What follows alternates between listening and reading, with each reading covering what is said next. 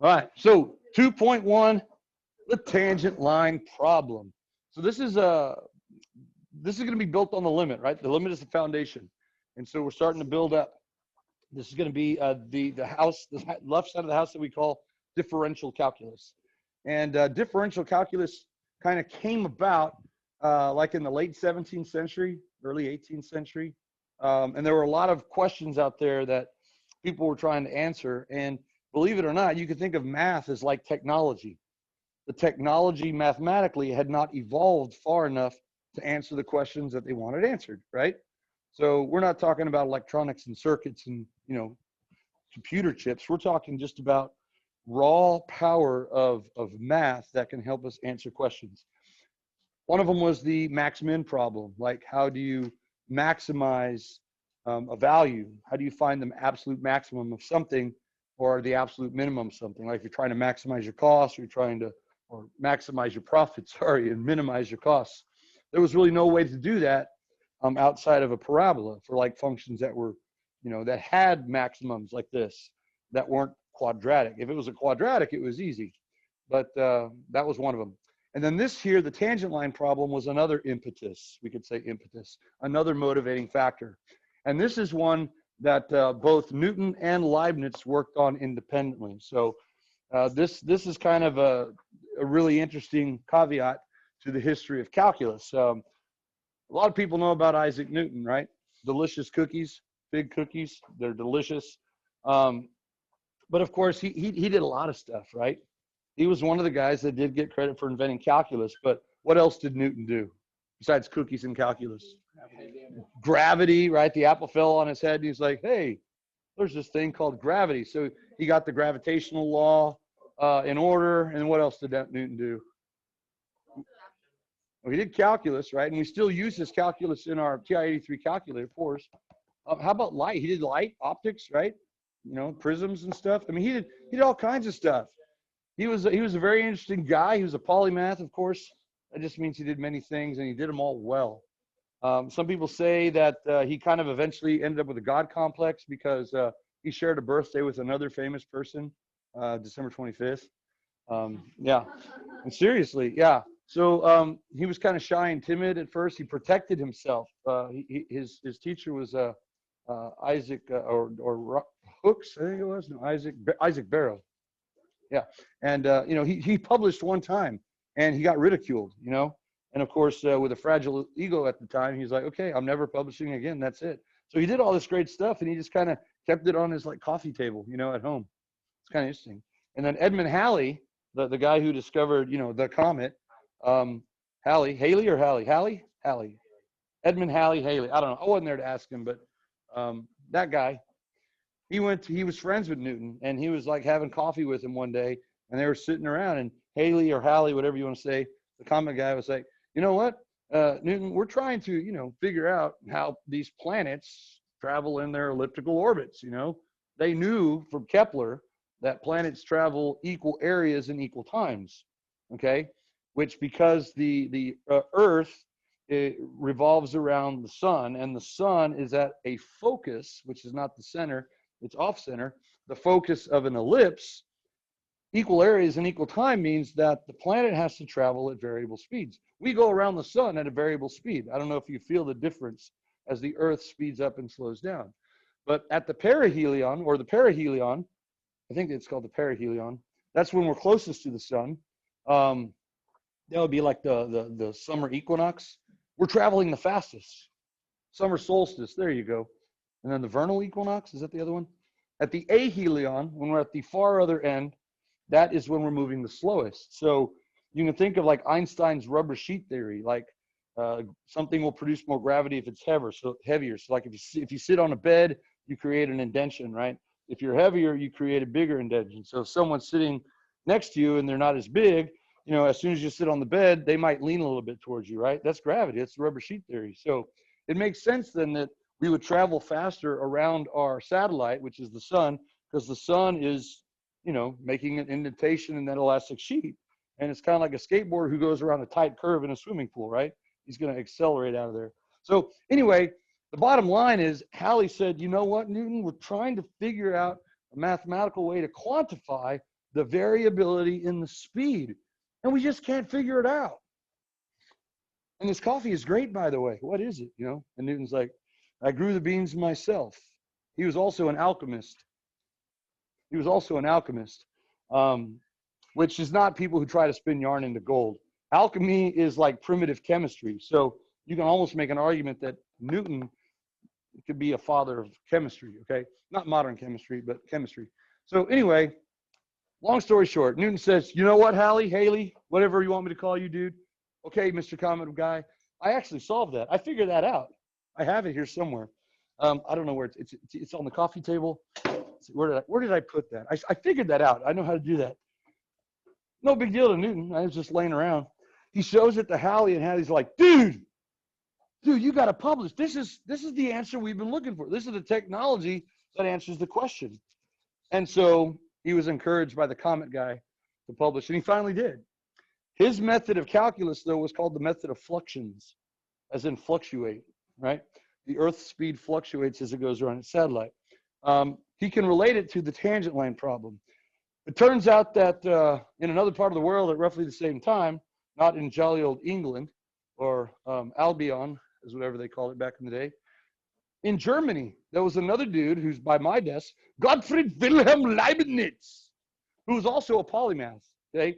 He was working on answering this question primarily. So Newton was kind of concerned with the motion, right? Which is why laws of physics, you know Newton. And then Leibniz primarily was trying to solve the tangent line problem, which Newton also figured out, okay? So most of y'all don't know about Leibniz though, right? You never heard of Leibniz. Now there are Leibniz crackers over there. And so the Fig Newtons versus the crackers, it's a priority dispute. Which are better, Fig Newtons or Leibniz crackers? Well, Leibniz published his calculus roughly the same time, except he didn't call it calculus. He called it the method of, the method of infinitesimals. Infinitesimal means infinitely small. So his method was called the method of infinitesimals. They were motivated by separate things. They called it something different, and they had wildly different notations. Newton's notations were kind of archaic, and his method of fluxions involved division by zero, and I'll show you how he did that when we learn a little bit more. And we'll probably have to get permission slips because it's dangerous to divide by zero, but I'll show you how he did it, okay? Leibniz's notation, though, was beautiful and elegant. And so the ultimate irony is that Newton went on to become pretty famous and powerful. He was actually like in charge of the Royal Mint, and he had people executed, you know, and so he started getting more confidence and more power, and people started telling him all the time, man, the stuff that you're thinking, that's whack. And he's like, huh. So he did eventually become a member of the Royal Society, which was in charge of all the intellectual knowledge of the day, and he became head of that society. And now he's sitting up top with the funny wig, and he's in charge of all the intellectual property of the day. Guess what's going to happen to a competitor, okay? You're going to get rubbed out of history. So Newton made sure that Leibniz was just an afterthought. In fact, he accused Leibniz of stealing his calculus. Can you believe that? Because Leibniz was the guy that published first. And in academia, the guy who publishes first is the guy who gets the credit, not necessarily the guy who discovered it first. So Newton claims he discovered it first, but he didn't publish it because remember, you know, timid. Leibniz published his. And as soon as it started floating around Europe, that's when Newton kind of said, hey, thief, thief, thief. And everyone was on the Newton the Newton bandwagon.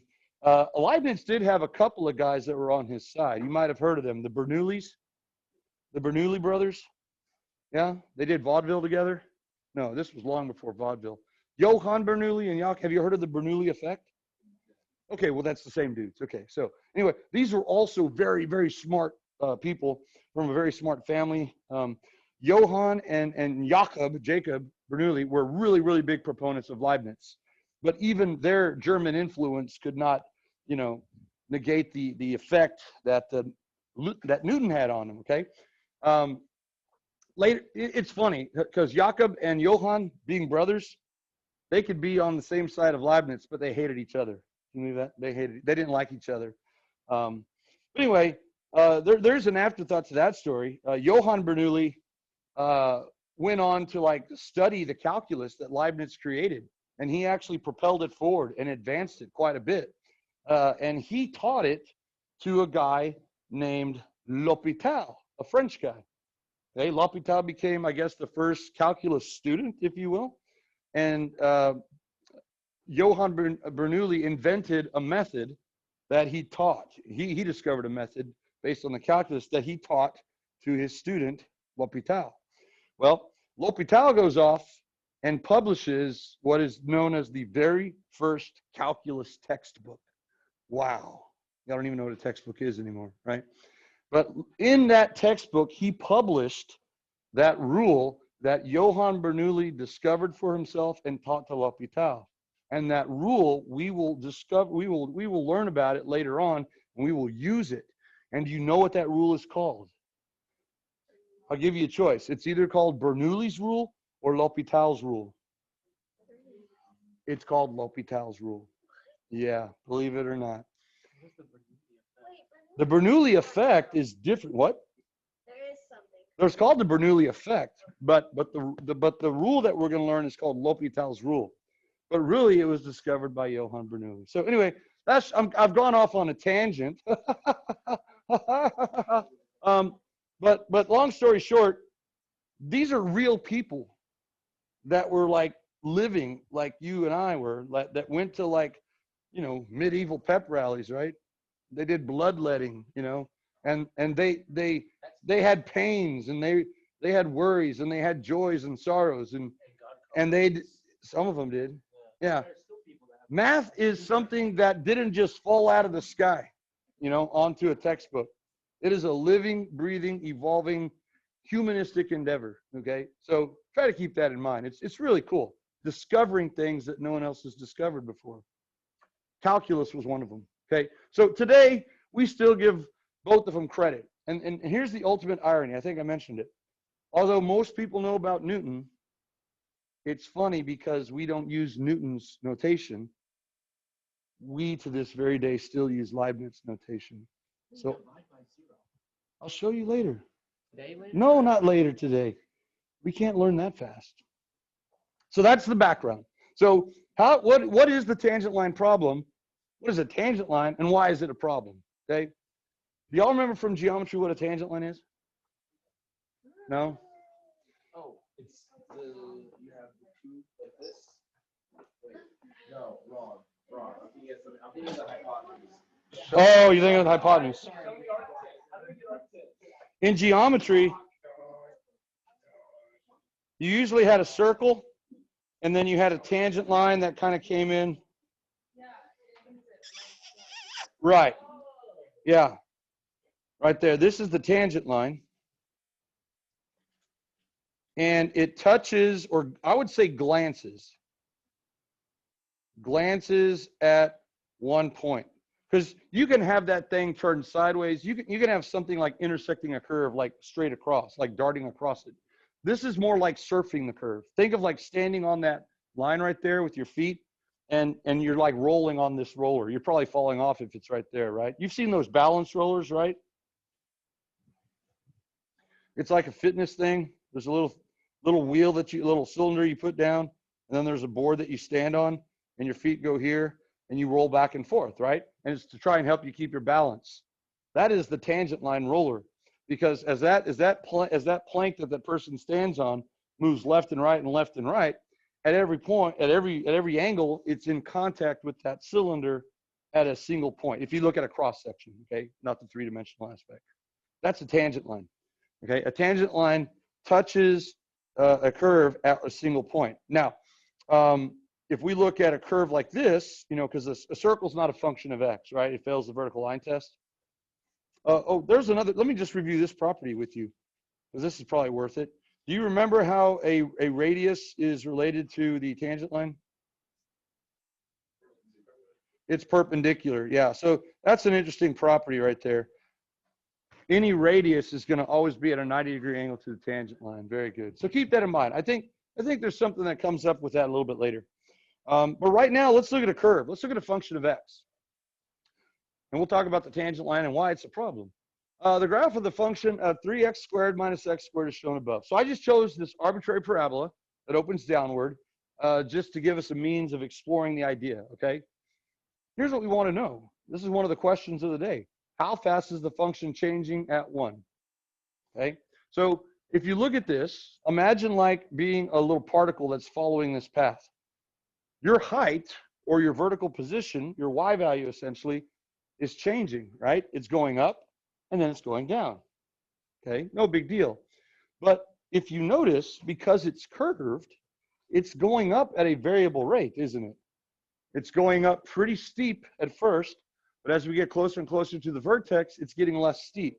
So it's going up slower and slower. If you're just thinking about the vertical change, okay, you're going up and you're making a lot of vertical distance in the beginning, but as you get closer and closer to the vertex, that vertical change is smaller and smaller, okay? So that's what they want to know. How fast is that curve changing at a single point? In other words, if there was a particle on it and we get to a point and we freeze it and we peer in very closely and we look at the speedometer on that particle's car, what is the speedometer reading? Okay, that's what we want to know. Now, how does that relate to the tangent line? Well, you learned in Algebra 1, there we go. You learned in Algebra 1 that a line has a slope of m. We've in fact reviewed that today, yes? And the reason that lines are so easy to study is because if you have 2 points, and by points I mean x values, if you calculated the slope of that line, it was rise over run. And so a lot of y'all remember that, right? You don't get out of Algebra 1 without knowing m is equal to rise over run. But if you had a good teacher, you learned that slope was more than just rise over run. You learned that it was average rate of change, right, over an interval. If you could find the average rate of change over an interval, that would be the change in the y values over the change in the corresponding x values. This gives you the average rate of change between 2 points, between x equals a and x equals b. Now, average rate of change is not a big deal. They could calculate that in the 17th century. I go from here to from New Braunfels to San Antonio, okay? That is 30 miles away, okay? So let's say that I'm mapping my distance against time. I'm mapping my distance in miles from New Braunfels to time in hours, okay? I'm going to start here at 0, 0. At 0 hours, I'm 0 miles from New Braunfels. I'm in New Braunfels. 30 minutes later, which is a half hour later, let's just say I end up in San Antonio, or we'll say maybe it's Lone Church or something like that. I'm 30 miles away, just for convenience, okay? My speed during that time is going to vary, right? My speed is my instantaneous rate of change. It's your speedometer, right? Even if you're on cruise control, it varies. It increases, it decreases. This right here is the average rate of change, okay? So can I figure, let's say I get to San Antonio. I could figure out my average velocity, which is the average rate of change of my position over that half-hour time interval, right? Because I went 30 miles in a half of an hour, yeah? So what would my average speed or velocity be? A mile a minute, yeah? Very good. So you could say that the average rate of change of position, that's position from New Braunfels, is going to equal the average velocity. It's the same thing. When you talk about how somebody's position is changing, ooh, look how his position is changing rapidly. You're talking about his speed, right? Or velocity. Velocity is directional. You can calculate that, okay? It's going to be my final position, which was 30 miles, minus my initial, all over my final time, 1/2, minus my initial time. That's the average rate of change. I mean, that's what we're doing. Okay, and of course, if we simplify, that's going to be 60 miles divided by hours, 60 miles per hour. Okay, You could do that with a physics problem, right? Yep. Don't remind us. Distance equals rate times time. There's a, let's talk about it. That's the Newtonian perspective. Now, when we do this, when we use this formula, which to be culturally literate in America, you need to know this equation. Distance equals rate times time. But using this equation assumes that the rate is what? Constant. It assumes a constant rate. It absolutely does.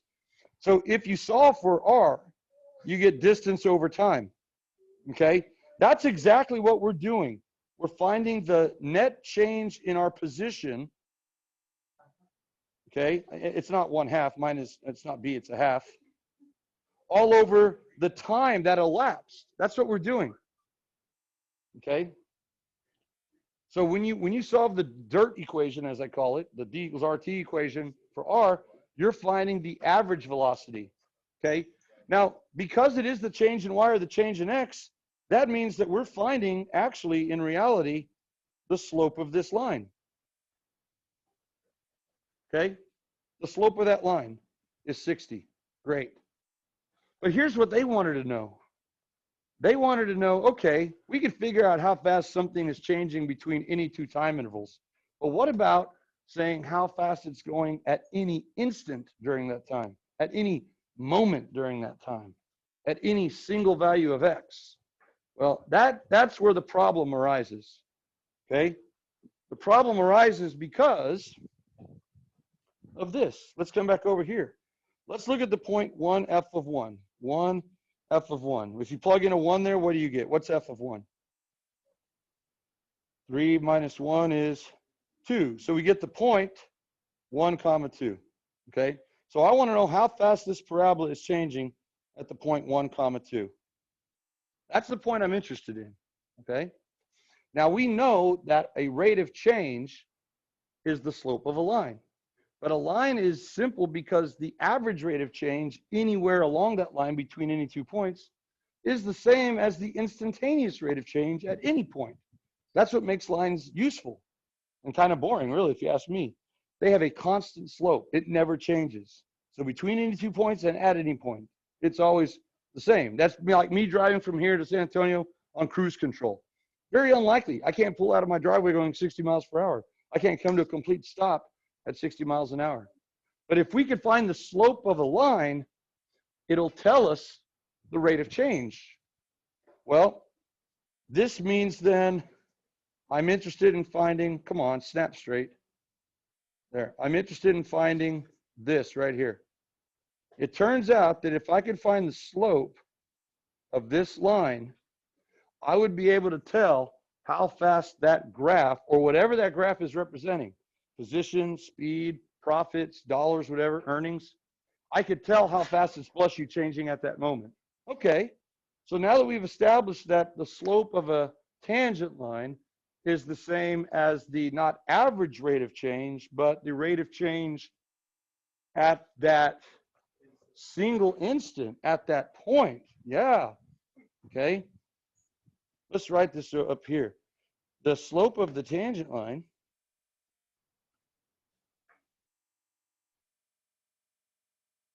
is the instantaneous